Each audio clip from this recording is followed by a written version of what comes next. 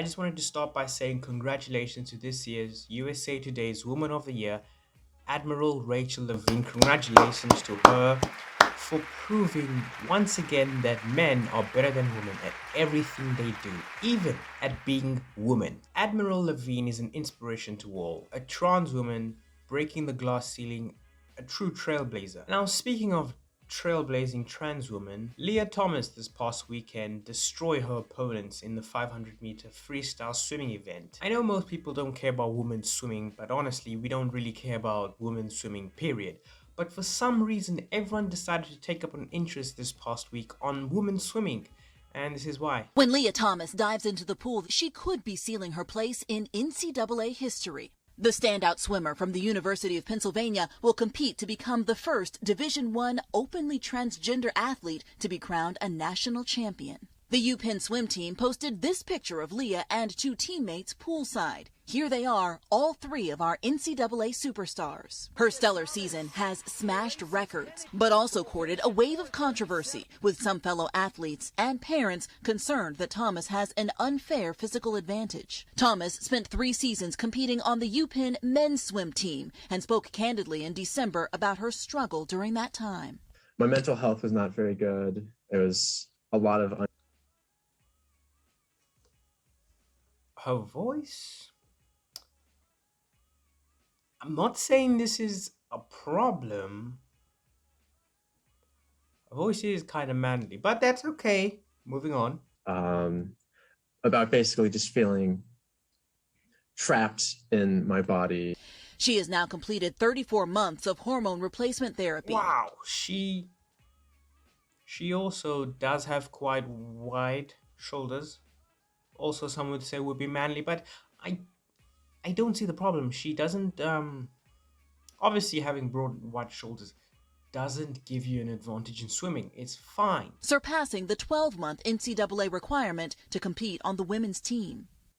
I can continue to do the sport I love as my authentic self. It's left her teammates split, some sending a letter of public support, writing in part that Thomas and all transgender college athletes deserve to be able to participate in safe and welcoming athletic environments. While others have spoken out in opposition, one anonymous teammate tells the Philadelphia Inquirer she's concerned about physical advantages that don't, she says, give the other women a fair shot. I don't understand the problem yet. It's not Leah's fault that these girls suck at swimming.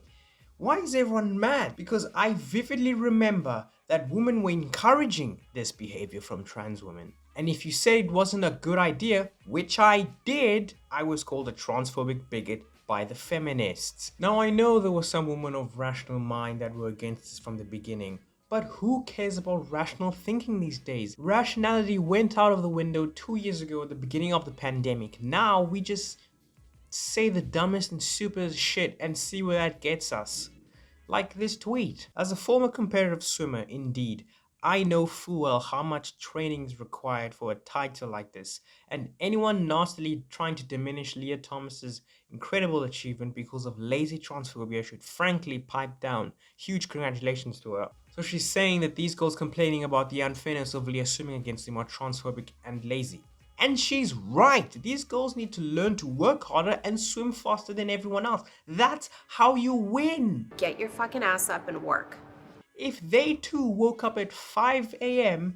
and put in the hard man hours in training, maybe I shouldn't say man hours in situation because that would be offensive, but if they train too, they could be as great as Lia, you know? Now, does Lia have an unfair advantage because at some point she was a man? Maybe. But that's not the point. The point is women don't work hard enough. And you can see what this means to her. She went the extra mile. She even got a sex change to achieve greatness. And good for her.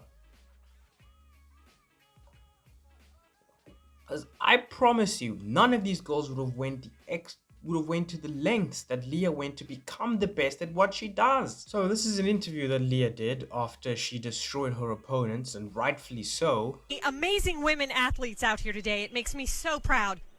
Now that I can compete as female, I'm ready to smash the other girls. I'm here to kick some f***ing ass. I'm gonna roll up.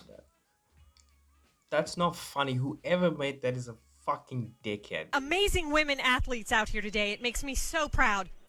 Now that I can compete as female, I'm ready to smash the other girls. I'm here to kick some f***ing ass. I'm gonna roll up the other women here, and I'm gonna smoke them.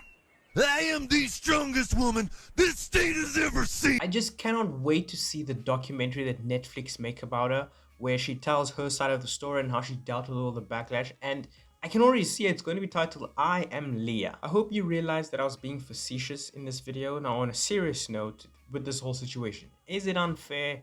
Yes. Do I care? No. Goodbye.